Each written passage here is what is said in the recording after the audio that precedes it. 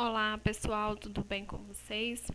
Vamos para mais uma aula de biologia dentro do reino plant ainda. Vamos finalizar hoje então esse tema.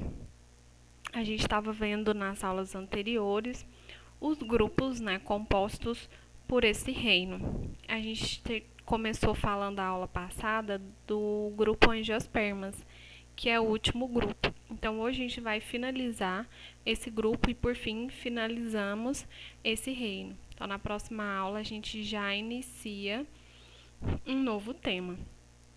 Então, a gente já tinha falado, a gente viu as características das angiospermas, né? Vimos que as novidades evolutivas desse grupo são as flores e o fruto, né? Então, de gimnospermas para angiospermas, né?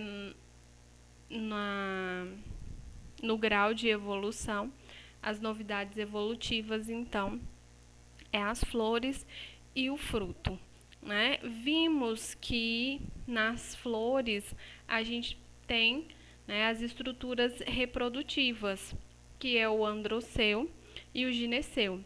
O androceu é a parte masculina da flor. Lembram, né, que a gente viu toda a estrutura da flor. Então, o androceu é o conjunto dos estames, onde tem o filete e a antera, né? E o gineceu é a parte feminina da flor, né? Que é o conjunto de carpelos, né? Então, tudo isso a gente vai ver agora separadamente, tá? Eu vou mostrar para vocês a estrutura masculina, o androceu, como que ocorre, né, a produção do grão de pólen, porque é no androceu, né, a estrutura masculina que produz o grão de pólen, e o gineceu que vai produzir os óvulos, né, que é a parte feminina. Então, a gente vai ver separadamente, então, o androceu e o gineceu, para depois a gente entender, né, como que ocorre a fecundação. Então, como eu falei para vocês, o androceu, né, é o filete e a antera, né? Então, essa estrutura aqui, ó, é o filete, né? E aqui em cima do filete, a gente tem o quê? A antera. Então, aqui é o androceu, para a gente entender melhor. Mas o que acontece dentro dessa antera? Dentro da antera que a gente tem, então, a produção dos grãos de pólen. Como que esse processo acontece? Então, aqui a gente abriu a antera para a gente conseguir compreender, então, como que é produzido, então, o grão de pólen, né? Então, o grão de pólen ou os micrósporos, tá? Porque aqui essa estrutura aqui dentro é chamada de microsporângio. Então, onde é produzido os micrósporos, tá? Ou os esporos, né?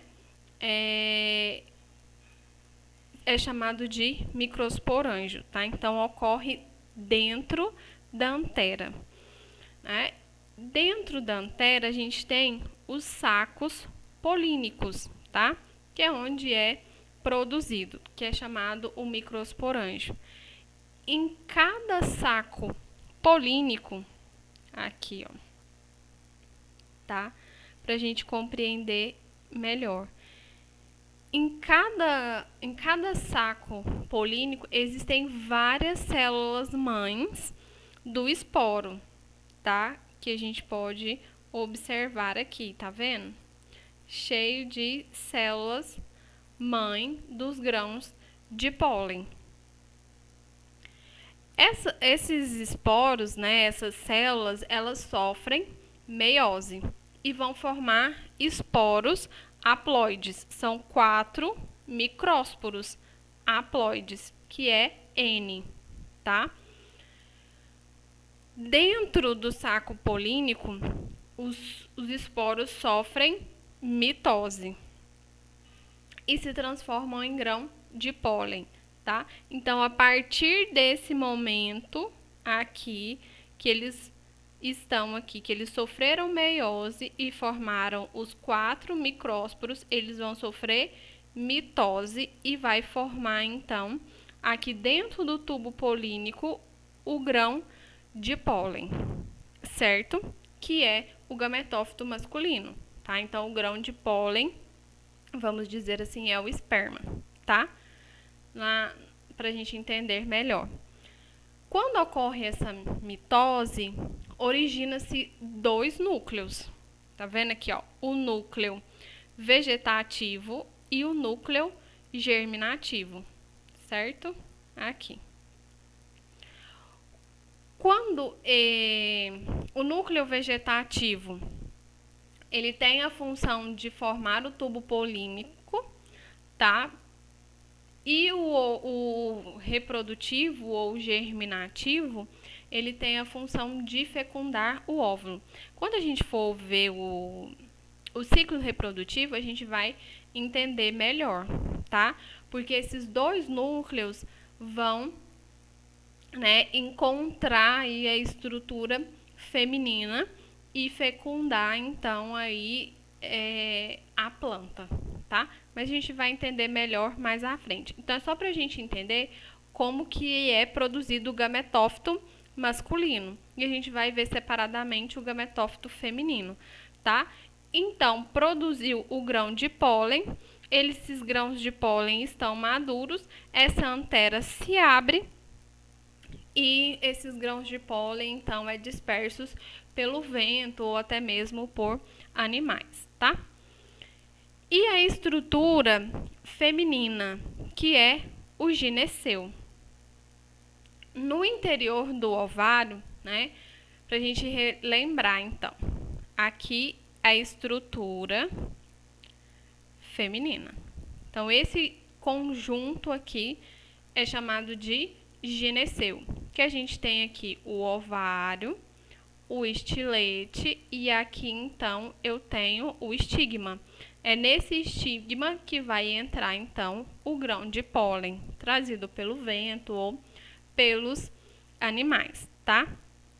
Então, no interior do ovário, aqui a gente abriu o ovário para a gente entender como que é lá dentro, tá vendo? Então, lá, aqui dentro dessa estrutura é assim, certo? Então, aqui no interior do ovário, a gente pode ter um ou mais óvulos, tá? Isso vai depender. No óvulo, também existem as células mãe, como a gente viu lá no androceu, tá? Elas também possuem, que vão sofrer meiose, tá? Então, essa célula aqui, tá? Que é o núcleo, sofre meiose e vai formar, então, 4 células haploides, N. Dessas 4, 3 vão degenerar. Elas vão sumir. Vai ficar apenas uma célula, que vai formar, então, o gametófito feminino, tá? Ou o megásporo. Esse megásporo, essa única célula, ela vai sofrer mitose, tá? Então, aqui essa célula sofre mitose e vai formar 7 células. Aqui.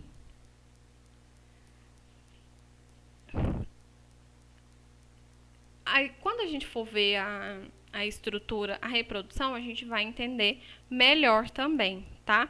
Esses núcleos polares aqui vai ser fecundado pelo grão de pólen, né? E a osfera, tá? A gente vai entender melhor. Então, aqui, ó, 1, 2, 3, 4, 5. Aqui eu vou ter 2, mas elas são em conjunto, tá? É como se fosse uma só. São núcleos polares. Então, aqui eu tenho o gametófito feminino. Então, essa estrutura aqui é o saco embrionário.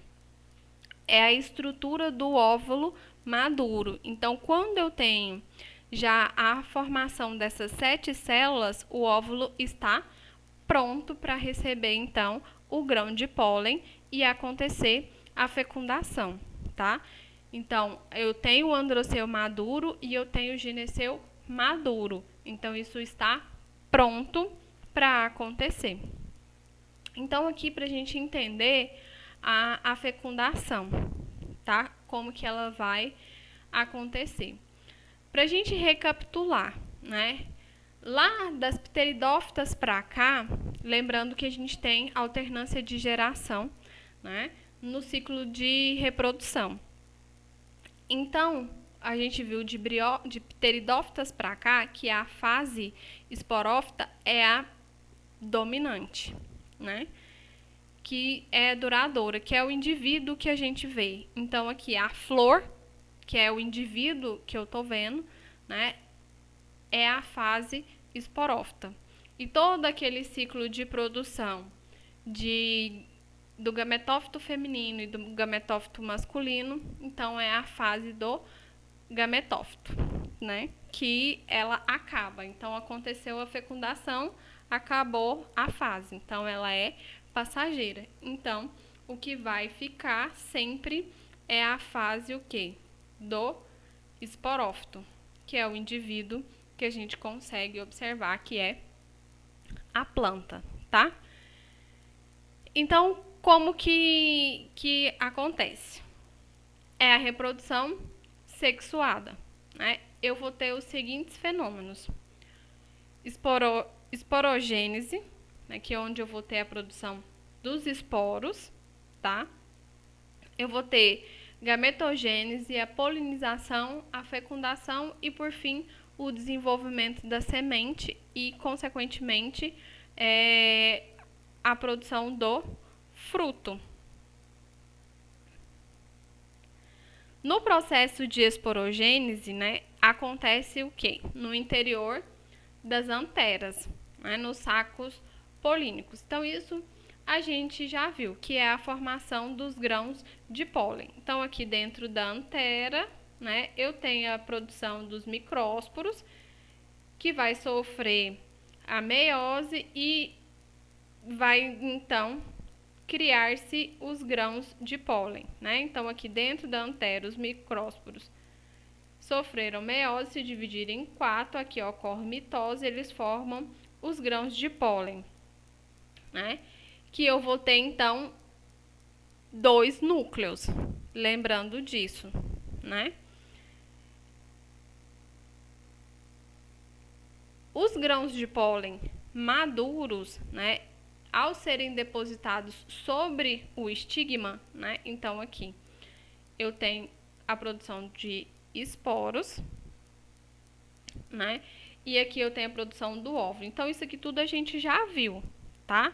Então, lá, separadamente, o androceu e o gineceu. Então, aconteceu isso daqui. É uma planta o quê? Hermafrodita, tá? Ela tem os dois gametas na mesma planta, né? O masculino e o feminino. Então, aconteceu a produção do gameta masculino, que é o grão de pólen, e aconteceu a produção dos óvulos, que é a oosfera. Então, a oosfera é que vai ser, então, fecundada para gerar, então, a semente, tá? Então, o grão de pólen foi produzido.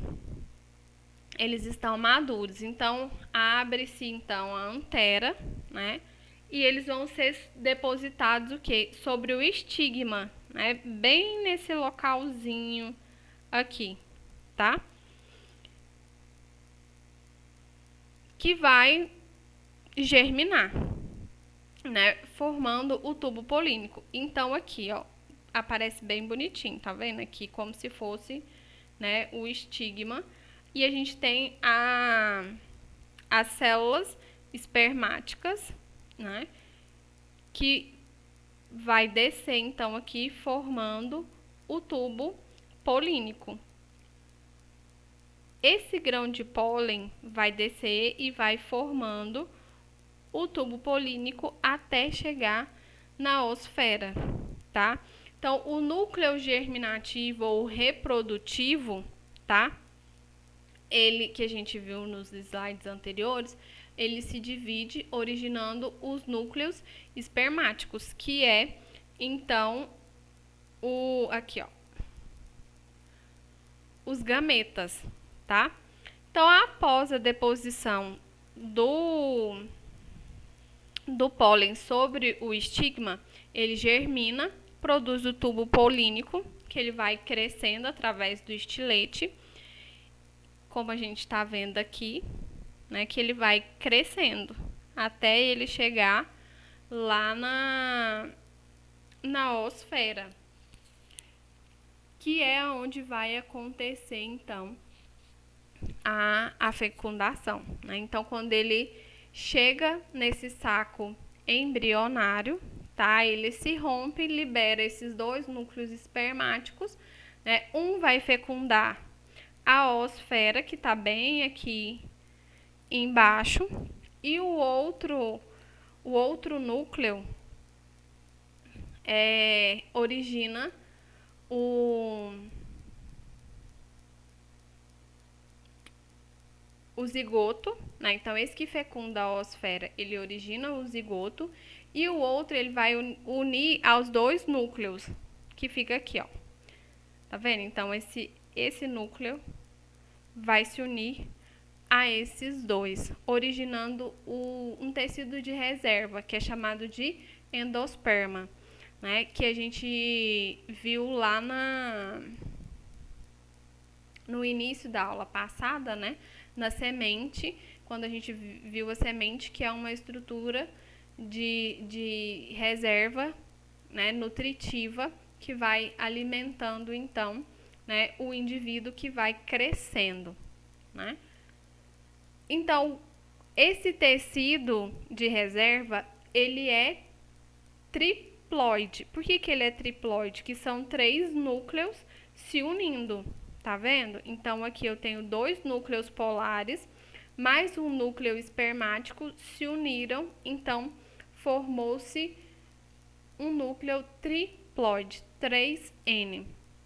Então, esse processo, ele se denomina dupla fecundação e é um caráter exclusivo das angiospermas, tá? Então, isso aqui é uma característica muito importante e que às vezes acaba cobrando muito em prova para vocês, tá? Porque o núcleo do grão de pólen reprodutivo ou germinativo, ele se divide em 2 células espermáticas, em 2 núcleos.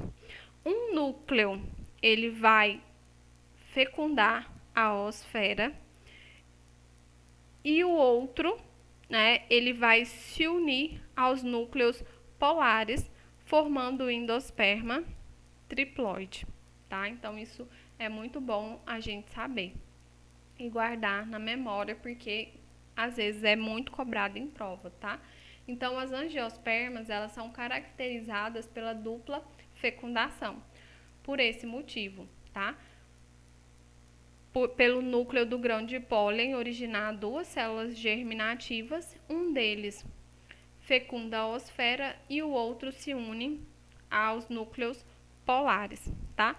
Então, a partir desse processo, eu tenho o quê? A formação do zigoto, né? E a partir dessa formação ele começa, né, o endosperma, né? Ele aqui, ó, endosperma secundário 3N, né? Ele começa a se desenvolver, nutrindo então a semente, né? E eu tenho a formação da semente e automaticamente a formação do embrião, que é 2N, né? Esse embrião, que é a semente, se estiver num ambiente favorável, ela germina, né? E se desenvolve, então, no esporófito, também 2N, e o ciclo recomeça, tá? Então, como a gente já viu nos outros grupos, né? O processo de reprodução é o mesmo, né? Só vai aqui mudar porque eu tenho, então, a produção da semente e, consequentemente, né, da flor e do fruto, certo? Então, essa é a parte da flor.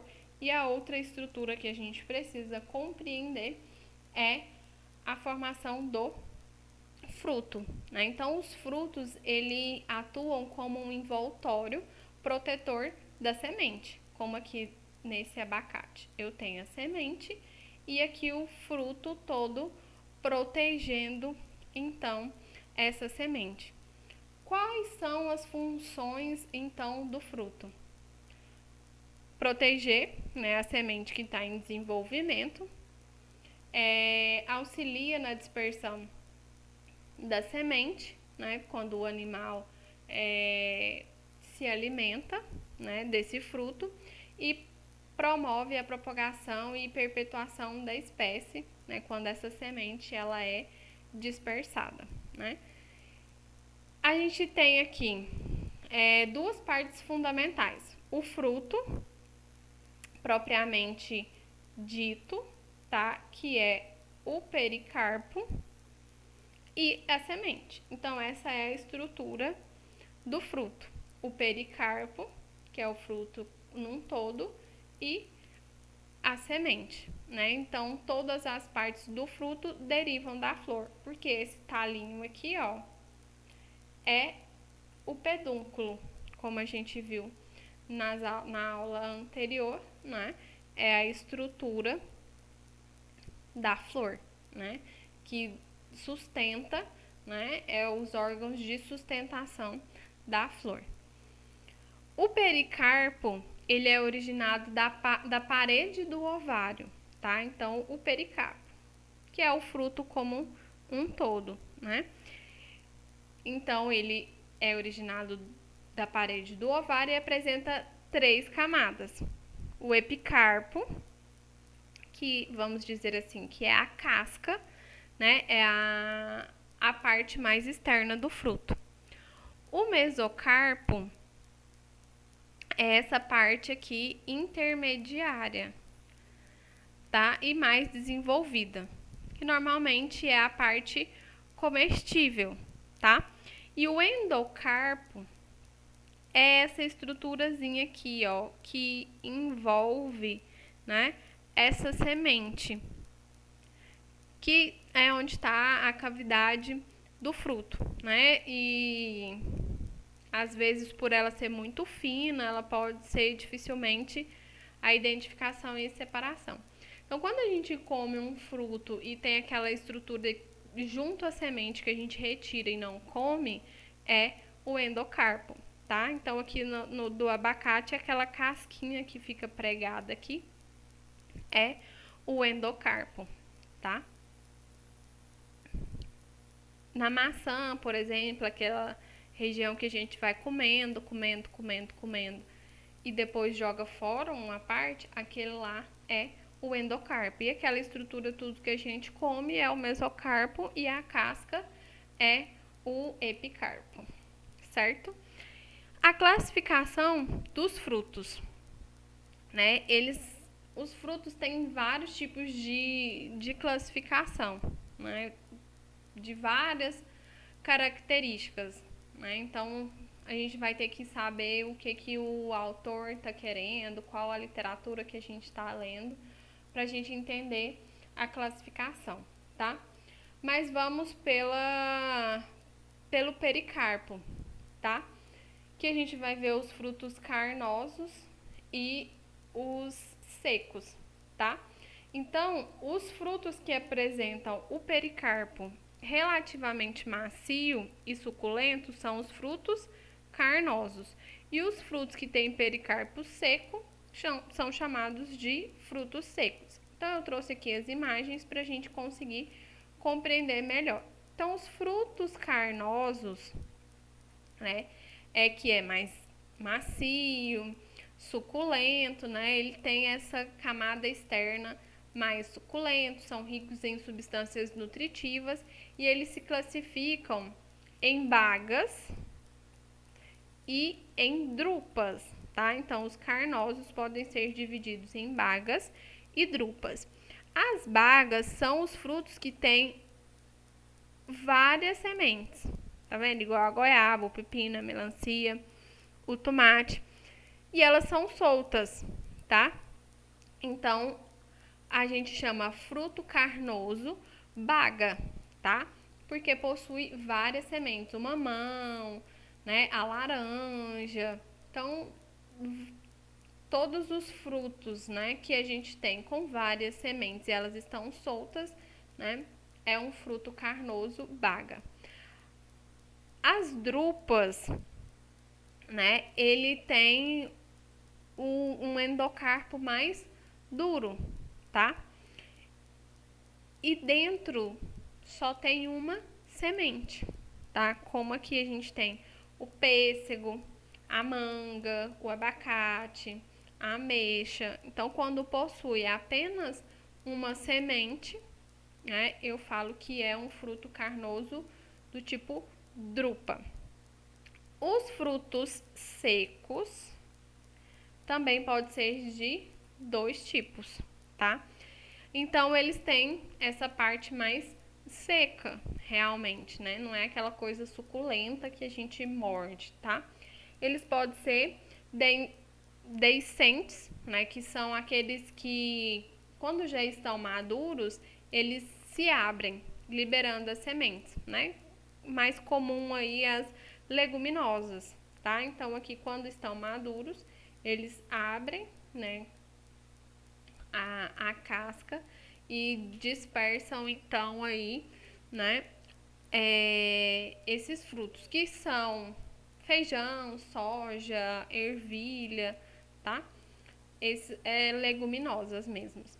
E os indeiscentes são aqueles que não se abrem quando maduros, tá? Como aqui, por exemplo, o milho, o arroz, o trigo, a avelã, a noz, tá? Que não se abrem. Então, a gente vai ver essas diferenças. Então, isso aqui também é algo que é um pouco cobrado pra gente, tá? Frutos carnosos e frutos secos. Então, é bom a gente entender essa diferença. Outro assunto que também, né, cai muito em prova é a questão do pseudofruto. Então, toda vez que a parte carnosa do fruto, que é aquela parte comestível, for originada de uma outra parte da flor, que não seja o ovário, ele é considerado um pseudofruto, tá? Ou um falso fruto, tá? Que eles podem falar aí na literatura. Então, algumas plantas, né, elas podem produzir aí, né, através do pedúnculo, do receptáculo, tá? O fruto. Então, se ele não foi originado do ovário, tá, ele é considerado um pseudofruto, tá? E eles podem ser classificados de 3 formas conforme a sua origem. Simples, né? Eles originam do pedúnculo ou receptáculo de uma única flor, tá? Então, um exemplo de pseudofruto simples é o caju, tá? Então, a parte comestível é originada do desenvolvimento do pedúnculo da flor, enquanto o fruto propriamente dito é a castanha. Então, aqui é o fruto.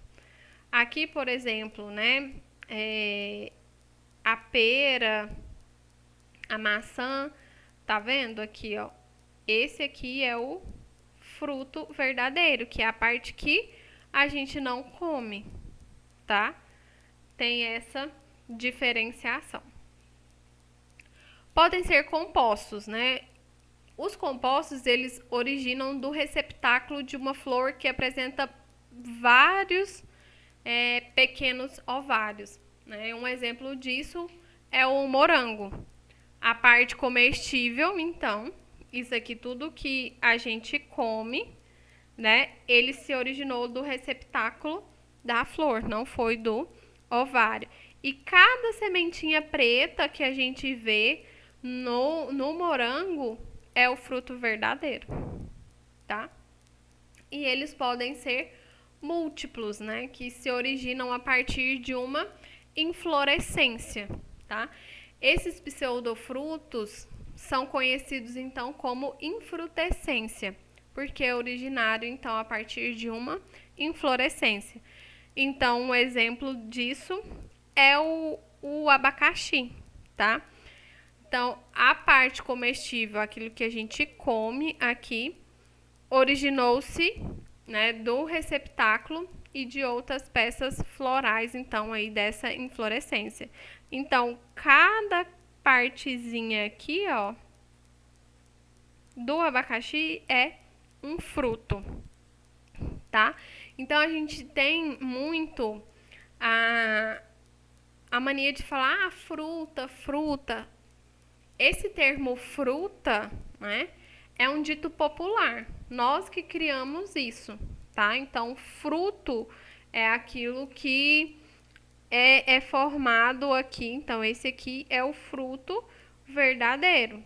Então, aqui é o fruto verdadeiro. Então, isso é o fruto. Aí a gente vem aqui e chama isso aqui de fruta, né? Mas isso é um dito popular, isso que foi criado por nós. E por fim, né, outro tipo de classificação é monocotiledôneas e eudicotiledôneas ou dicotiledôneas, tá? Podem ser classificados nesses dois grupos. Então, isso também pode aparecer em prova, aparece muito esses nomes, tá?